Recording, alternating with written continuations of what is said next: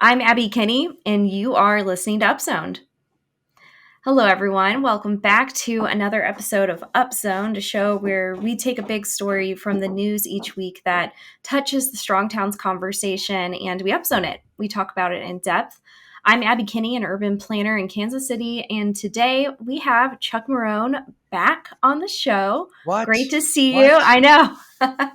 Yeah, we have What? a surprise special guest, Chuck Marohn.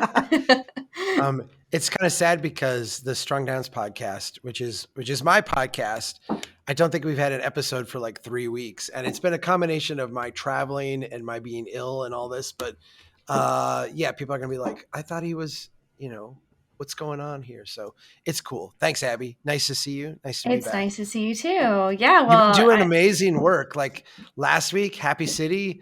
Like Tristan is just a cool dude. Like I think he's amazing. yeah, that was so So much fun talking with him, mhm. and it is always fun to have guests on the show, especially guests that I haven't met before. So I hopefully we can Yeah. have him back on.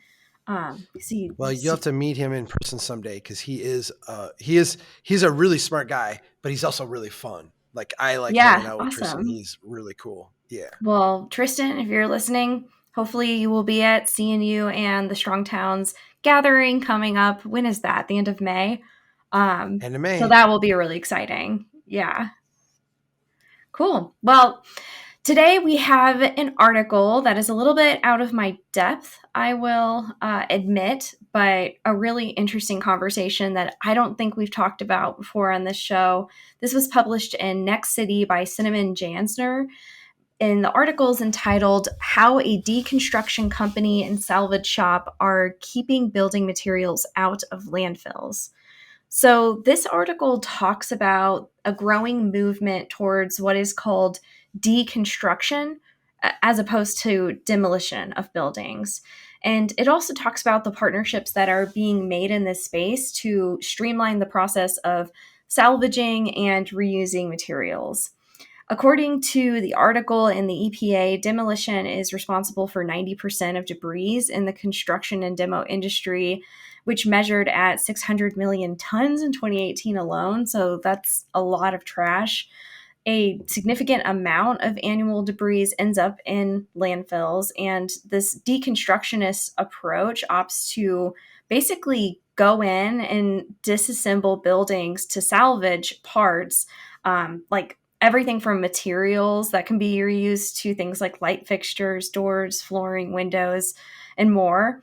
This approach is intended to keep trash out of landfills and hopefully give them a new life, and is a process that is typically done by hand as opposed to actually tearing down buildings with machinery. In places like Hennepin County, Minnesota, property owners and developers are actually provided with these building reuse grants, which is a way to incentivize the use of salvage materials. So I find this whole topic really interesting. I'm a little out of depth, but it does sound like a no-brainer that we would be reusing buildings, especially if we're looking at demolishing certain areas, or if certain certain buildings are just not really usable anymore. I've seen small developers do this. I kind of wonder, this has me thinking about the overall system and the different levels of construction and how this actually works. Um, Chuck, what do you think about this whole idea of reusing buildings? Do you think that this is something that could be broadly scaled up and streamlined and maybe made the norm in our building world? Yeah. Well, this is my jam, right? Like I love this. And part of this is like the prudent Midwesterner in me coming out. Like Right. like why aren't we doing this already? Why isn't this done? I I wrote an article years ago called Suburban Salvage. And I was asked a question at a public event that I gave of, what's the future of the suburbs? And I said, I think there's three different destinations for the suburbs. I think destination number one is that some of these places will coalesce into coherent neighborhoods and become actual places. And, they will survive that way.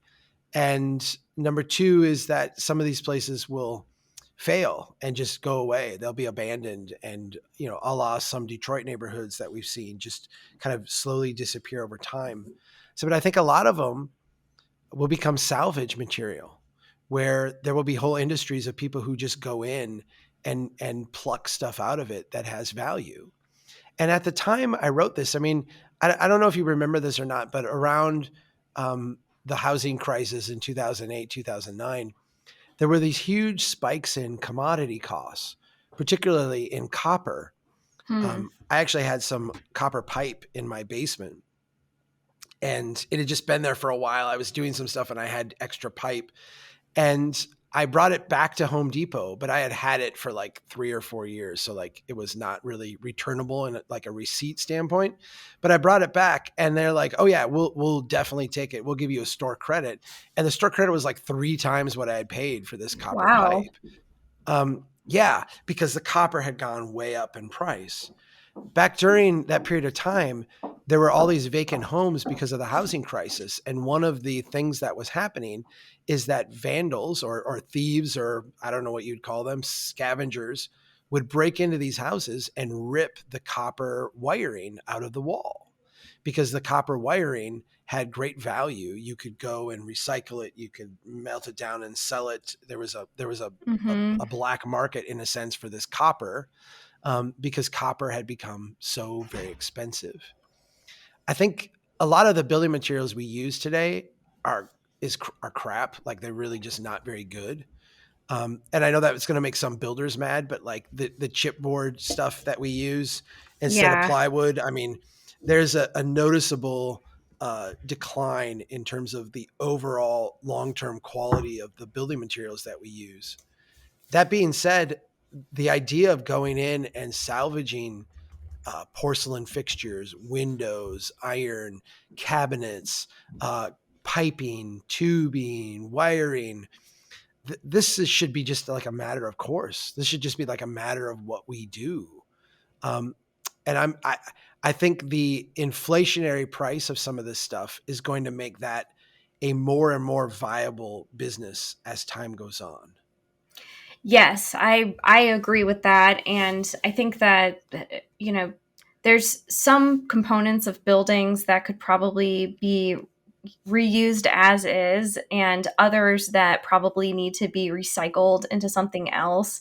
To your point, there's materials that are used that maybe aren't that high quality. And I mean, I think of like windows, for example. You wouldn't want to salvage a 1900s window and then use that in a building because it's actually not as efficient, but you could recycle the glass and use it for something else. So it almost seems like there's multiple layers of systematically how this would work, from more finish and architectural material salvage to actual uh, recycling processes that may in some instances exist. I know that I asked some architects around our firm if this was kind of part of the conversation, and it turns out it is part of the conversation, but it's not necessarily the norm everywhere you go or with every material that people use. But this idea of using some kind of material that is made out of recycled pieces is definitely something that seems to be growing in popularity. And I know that a lot of urban neighborhoods in my city, there is this issue of people breaking into buildings and salvaging copper and other metal materials and basically scrapping them for money. Um, but on the other hand, there are small developers that are actually looking at some of these, suburban demolition projects and going to these sites and getting parts. There's a redevelopment project that's going on in Kansas City, actually over in Independence, Missouri, in the Inglewood's Arts District, where they were actually informed of this large demolition project that was happening over by the freeway out in the suburbs, and they were able to go to that building and salvage all kinds of finishes, from like light fixtures to like water fountains and hand railings. I mean, all kinds of stuff to reuse in their building and save a lot of money in the long term. So I wonder if these kinds of processes can't be streamlined so that smaller scale developers that are very much affected by the rising cost of construction materials can actually um, maybe cut costs in some ways. I could see finishes being a little more challenging with larger scale development where they're probably buying all the same fixtures all in bulk, where smaller scale development is more, that they're not going to be needing to buy things in bulk at the same scale, and maybe could using architectural salvage would probably add some character and interest to the project anyway. Yeah. So around here, and I've run into this in other parts of the country too. I used to think it was just something we did, and now I'm realizing like, no, this is pretty wide scale. Habitat for Humanity has a store that they call the Restore, and Yeah. it's like a restocking place in a sense. Um, and the way that I've seen this work is that builders often will bring stuff that has salvage value and they will donate it to Habitat for Humanity. They don't pay you for it. You don't get money for this stuff, but it's a donation. And, particularly if you're running a business operation, you can have this as a write-off or what have you. There's charitable components of this, and there's also just kindness involved. And so we see these kind of things happening. I've also seen places where a building is going to be demolished and they will invite Restore to come in, and Habitat for Humanity will mobilize volunteers to go out and visit a site and salvage the things that they can. What they will do then is they have a store. Like they set this stuff up on display, and you go in and like, I need a door of this dimension. I need a set of cabinets. I need some finish trim, and you can go to the Restore and you can get it. And what happens is that this becomes a really valuable place for the incremental developer, for the kind of small scale developer, the ones that is not ordering things necessarily by the truckload for multiple, manufactured homes or a construction, assembly line process. It's a very good place for them to find materials at high quality and also like sub market prices, right? These little Yeah. custom things. But you have Yeah, to be that's good. You have to be good as a carpenter, right? Like you have to yeah. know what you're doing, because you're really like going out to the woodshed and plucking stuff off the pile and making it work. And that is a different, the carpenters that are good at like, I've got the 2x4s and like I just know what to do and I'm following an assembly line process. They have a different set of skills than the carpenter who's like, I'm gonna build a house out of these materials. It's a Yeah, different approach. definitely. You would need to have a good eye for what you're looking for so that you don't become the, architectural salvage hoarder and just end up with a building full of parts that you found that you swear you're going to use, which I've seen Yeah. before. Well, I have a friend who's a carpenter who's really, really good at this. And he will, be working on a project and he'll say, all right, I was at the Restore and I saw these things that came in and it'll work just fine. And he'll go over and get these materials and make them work. Um, I do, it makes me excited because, anytime you are competing in a marketplace on home building, you're competing on a function of materials and labor. And for the small scale developer, we often talk about, can we improve the permitting process? Can we shorten the time length that they have to sit with a vacant property while they're working through permitting? Can we free up capital for them in that way? And those things are all very important to kind of level the playing field between the big player and the small player. But Hmm. if we can also find a way to give them an advantage, particularly when it comes to like finished materials, like if we can give them an advantage where if you are willing to be, in a sense, a small scale scrounger, you can trade a little bit of your nuanced labor in acquiring things for significant reductions in price. Yeah. Now we're leveling the playing field a little bit more. And to me, that's very, very exciting. Well, I think what is brilliant about the restore model is that it actually helps to cut costs of disassembly of buildings, which is something that occurred to me while I was reading this article, because this whole idea of disassembling a building versus demolishing a building, it starts at the building owner, who, if you're demolishing a building, you're probably not trying to pay more to demolish the building. So you'd rather have somebody come in with machines and just knock it down. Having multiple people come in and disassemble parts on a building to recycle them, if that's being paid by the owner, that's, I would think that's unlikely to happen unless there's some kind of incentive involved. And in this case, it's a nonprofit model where volunteers are coming in and salvaging materials, which I think is really smart, because if you're paying for somebody to, if somebody's paying for somebody to disassemble a building, that will likely make those materials more expensive and maybe less competitive for people to reuse, or more of a niche market, homeowners doing renovations rather than somebody using recycled materials on a project, and it being actually a cost benefit, which I think is important. Here's where I struggle though, and I thought about this a lot, um, because for a lot of developers, this is a pain in the neck. Um, because you won't have disassembling when we're talking about just deconstruction of a house.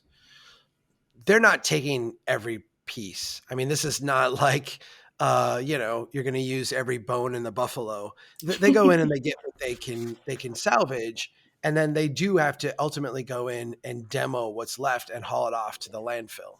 Yeah, Um, my sense, and I'm maybe some people will that are closer to this could give me a better number, but my sense is that you would be fortunate to be able to salvage 20% of a house in this way. Let's say somehow you could get up to 50%. I think that would be a real high bar to clear. You still have to basically demolish 50% of the house. You're taking the thing down. You're not reusing the shingles. You're not reusing a lot of the plywood. A lot of this stuff is not, the sheetrock is not going to be reused. So all this stuff does have to be taken out. For a lot of developers, especially where you can't sell this stuff, where like is a restore thing where you are donating it, that extra layer of coordination and work and liability or what have you to allow a cadre of the thing that just came to my mind was Jawas. Allow the Jawas to come in and get everything out. Star Wars reference. It's just it's a nuisance you don't need, and so a lot of them will not do that. And I wonder if there is, and I'm kind of musing out loud here, I wonder if there is a place for some gentle local regulation that would say, if you are going to demo a house, you need to offer it for salvage. You need to essentially allow this opportunity for a license, da da da. I mean, we can have the whole, but basically for Habitat for Humanity or some equivalent organization to come in and make use of this before you just go the easy route and put it all in landfill. I love that That's not where my idea. gut, well, that's not where my gut is. Like, I'm not a regulate first kind of person. Yeah, And I would really, I mean, I do think that ultimately, as material prices continue to increase, there should be some market incentives to do this. But in the meantime, I do feel like a lot of cities would be better off if they could create this kind of economic transaction in their system. And so maybe some short-term regulation, like over the next 5 years or over the next, 10 years, rule is going to be in place. So we can create a market for this to happen naturally. I think we might be able to do a lot of good with something like that. yeah. Well, and this also makes me think about the difference between salvaging parts of a house versus like an abandoned mall, because a house may have more, I guess, interior finishes and fixtures that could be reused. But when you think of like an entire mall that's being demolished, that's where it starts to make me think about the actual recycling of like concrete and glass and steel and copper. And these things can be reused. And I don't know how much wood is in that, but wood isn't, I mean, wood can be reused, but it's a little bit different than other materials. So it seems like there's two levels of this, and one is kind of the interior fixtures, finishes, kind of way of salvaging buildings. But then there's this whole other kind of broader material recycling that could be happening, and maybe is happening, and I'm not aware of it in some places. But if there's some way of incentivizing that kind of process and having better systems so that we're not just creating new materials, new finishes, and fixtures for every new building, that seems like something that the construction industry broadly could build collaboration around. I think the smaller the scale, the closer to people, the more likely that is to happen. The more Yeah. it is like big production building, the more that assembly line is in place, the more of a burden that like nuance thing becomes. And so I feel like Yeah. this is just another reason to kind of have favor for the bottom up developer, right? The incremental project, the incremental worker, because I do think that it will ultimately make better use of things in a way that will build more wealth and more value in the community. Yeah, Um, definitely. we have so just south of Brainerd, where I live, there is a company that I came to know because I was, 20 years ago doing permitting work in for the township south of the city, and they salvage barns. And Hmm. so this is like old barns. And I grew up on a farm and we had an old barn and I wish that we had salvaged it, but we did not. Um, but, it was the old barn with like the big timbers. And, these guys go in and if someone has an old barn that's collapsed or falling over or going to be taken down, they will go in and deconstruct it. But what they're really after is not the paneling or the siding or the flooring really. They're after these big beams that were put in place from oftentimes the original lumber that was here in Minnesota. Hmm. So these are huge, like uh, 6-inch by 6-inch beams or 8-inch by 8-inch beams that were original logs, taken down from what would have been massive trees and Yeah. used as, supports across this barn. Just beautiful pieces of wood. But they take that, they salvage it, they recondition it, and they use it in high end homes. And they Wow. actually pay quite a bit for the wood, but then they are thus compensated by some of these high end places that want this, original wood that you really can't even Hmm. get anymore. Well, it's old growth wood, right? Which is Yeah, a that's lot more exactly right. durable and it lasts a lot longer. And I learned Mhm, this when I bought a house built in the 1800s. And apparently, mhm. houses built a long time ago are very durable because of the wood that they're used that's used and for its structure. Whereas new houses are typically not going to be old growth wood. It's going to be a lot weaker than the wood that was used 100 years ago and beyond. Yeah. No, there's definitely when the wood grows slow over a long period of time, it has a thickness, Like the gosh, why am I density. well, the density of it is a lot greater, but it's also has a certain like tensile resistance within it that Hmm. is just makes it stronger, more durable wood. Hmm. When you grow wood like really, really fast, it becomes more flaccid. It becomes like flimsier in a sense because it hasn't had that density. Might be a good word, but it hasn't thickened up and had those kind of molecular bonds in the wood given time to grow and mature. Yeah, like it more of a solid compared to like young growth Yes. wood. I wonder if Yeah. that also if wood that we see today is more susceptible to moisture and mold as well. I haven't looked into that, but that's what that immediately makes me think of. Well, I know a lot of the building materials with the glues and the things that they use to compensate for that lack of tensile strength, Hmm. um, make up for it in the short term. I mean, you can put a beam in of chipboard and basically assembled glued product and Yeah. get initially a very good, very strong kind of replacement for the old style wood. But the Hmm. problem is that the glues decompose over time. They're not, they lack that longevity strength that the old growth stuff does, and so they're not as resilient. They're not as strong. And I'm sure there's going to be like a manufacturer of this that's going to call up and yell at us for saying this.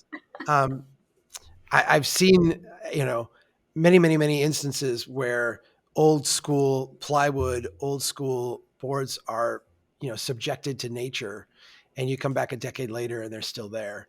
And I've seen the opposite, where the new stuff is exposed to nature, and in 6 months there's nothing left, right? Like Hmm. it's falling apart. It's just the nature of how we build things today. So yeah, I Yeah. I think the Uh, open question is that Sheetrock Palace, when it goes bad, the stuff built in like 1995, or the split entry home from the 1980s, how much value does that have for salvage? Um, I don't know. Abby, maybe we can get you a shag carpet or something. you're right. Lime green. Sounds good to me. Yeah, it sounds great. Well, yeah, that it'd be interesting to like find somebody who is like an expert on this topic and dig into it a little bit more, because it's, again, it's not something that we've touched on, and I'm out of my depth on the topic, but it seems like it is this critical piece of being more sustainable about how we're building and rebuilding and salvaging places that do fail, and really with materials that should be put to a new use. So I hope we can talk well, about this more. well, let me recommend a book. Steve Mozan's The Original Green is one of like the greatest books that I've read. But on this topic in particular, he's really, really strong. Um, and he talks a lot about building materials and just old versus new. And you can think of like vinyl siding. Vinyl siding is stronger, more resilient, all this stuff, than old school siding for the first 5 years, 10 years. But then when vinyl siding fails, it's not repairable. You have to Yeah. replace the entire thing, and it will eventually fail. And the old stuff can be maintained, it can be stripped off and redone, it can be brought back up to almost new. I mean, it will endure a long time. So I'd recommend The Original Green to people. It's one of the books that I always recommend if you want to think like a strong towns advocate. The Original Green by Steve Mozan, you can't go wrong. It's just a brilliant set of insights. Well, we will leave it there. But before we finish today, it is time for the Down Zone, which is the part of this show where we can share anything that we have been reading, watching, listening to, anything we've been up to these days. So, Chuck, I will pass it to you. What have you been up to? Well, this week I drove to Thunder Bay, Ontario, and back, which is 6 hours roughly each direction. So I decided I'm going to start a brand new audiobook. Um, I was listening to this book called An Immense World by Ed Yong, and the subtitle is How Animal Senses Reveal the Hidden Realms Around Us. Um, this is exactly the book I was hoping for. It is utterly fascinating. Um, just the idea that, I mean, he talks about all the different senses that we have, and how, I mean, I think we all recognize like bats see things in different ways than we do, right? They're using sonar and what have you. But he talks about dogs and how dogs' sense of smell is so keen, and their sense of sight is so much duller than ours, and how they really use smell in this way that, we think, well, this is just a stronger version of our nose, but no, it's like a very three-dimensional or multi-dimensional sense that Hmm. they have, that they use smell for. Um, One of the things that blew my mind was this idea that there are birds that have more cones in their eyes than we do, and have their rods are longer, and so they see um, essentially more color than we do. They will see the infrared spectrum. And so they actually invented words for this. We can't see. I think one of the words was plurple, um, which is like, it's not blue, it's not red, it's kind of a mixture of them, but yet it has infrared light wave to it. So they're actually seeing things in the world that you and I will never see and never perceive because our eyes are not this way. And Wow. when you go through this book, what you start to recognize is that the world around us, we perceive and we understand in human terms. And we kind of, in our own arrogant way, define the world in the way that we perceive it. But perception is an evolved condition. Um, Mm. it's not a representative of reality. In other words, reality didn't unfold because we perceive it. We perceive a tiny sliver of reality and we understand it on our terms. But it certainly doesn't define all of reality and how Mm. much existence is out there that we just simply are incapable of perceiving. Um, Yeah. someone who someone who can't hear is tone deaf does not hear a range of tones. Someone Hmm. who is not tone deaf will hear a range of tones. But humans are tone deaf or deaf in multiple dimensions to all kinds of things that animals can sense that we Yeah, it just makes never me think of echolocation. We're not sensing know. that either. No. And our sense of touch, our sense of taste, our sense of smell are also vastly different. Squirrels, I'll look outside in the winter and I'll see a squirrel and I'll be like, damn, that squirrel's got to be cold because it's cold out. And I know that if I was outside and it's 20 degrees out, I would be feeling some pain because of the cold. Well, squirrels don't feel pain at 20 degrees. Hmm. And it's not that they're incapable of feeling pain. It's just that that is a temperature in which they don't feel pain. Just like, 65 degrees is a temperature that you don't feel pain. Mm. Their pain adjusters have evolved and changed to be different than ours because a squirrel at 20 degrees is just fine. A human outside at 20 degrees is not just fine. And so you feel pain at 20 degrees.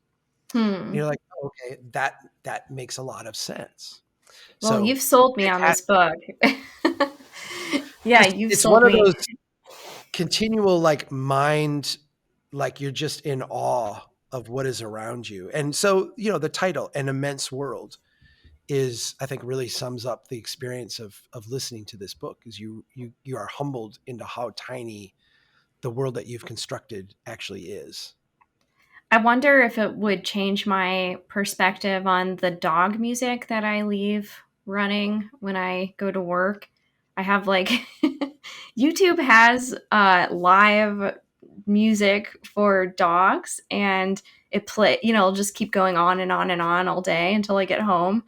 Um, and they seem to like it, the dog and the cat. I actually was originally I was doing dog TV, which is like squirrels and birds, just like really high quality video of various animals doing things. But the cat started trying to knock the TV over and had to switch to music. So I wonder if it would change my perspective on like I've been wondering, how do they even perceive music? What do they think about this music? Yeah. Well, my wife and I were walking the dog last night, and I was talking to her a little bit about this book. And I said, when you tug on the dog, when he stops to smell something and you tug on him, you're actually being kind of cruel because this is he's not dogs have two cones. They see, or two cones, I'm sorry, in their eyes. They see blue and green. They're not seeing reds, yellows. They're not seeing that perspective. So their world is Hmm. like visually a little more dull than ours. They don't see as far. Um, but their sense of smell is astounding, Hmm. and they can smell things that were there days ago. And so for them, like, we look out and we're like, wow, what a beautiful world we can see. They smell and they're like, wow, what an interesting world. Um, when you tug on the dog, you're kind of denying them the capacity to be curious. And so I'm like, we need to let him be a little bit curious because this is Yeah, and I how do that we intellectually sometimes. force it. Yeah, Yeah. I need to let her smell the things she wants to smell. Well, that's the equivalent of you seeing. Your Yeah. visual acuity is that much superior to her visual acuity. Her sense of smell is that much greater and maybe even more than your sense of smell. So Hmm. let them explore. Be curious. Well, yeah, yeah. A new perspective today. Thanks, Chuck. Yeah. Mhm. So for my down zone, I don't have anything substantial to share other than the fact that it's basically springtime here in Kansas City. I know you can't relate because you Not live yet. further up north, but Not we've yet. actually been getting some nicer weather. This week's been not great, but we've just been getting a ton of rain and trees are starting to bloom, or not bloom rather, but have kind of that Bud. initial Yeah. growth. Yeah, bud. Yep. So I know what really, you meant. really, yeah, I'm really excited, and I have started like a spring cleaning rampage, and I is that what we should call this? It's a spring cleaning rampage, Spring cleaning and rampage. I Mhm. am donating a ton of stuff. I am cleaning things Nice. out. I am about to repaint my stairs. I'm going to restain the deck. I have a whole list of things that I'm just like waiting for it to stop raining and the weather to get a little bit nicer to start.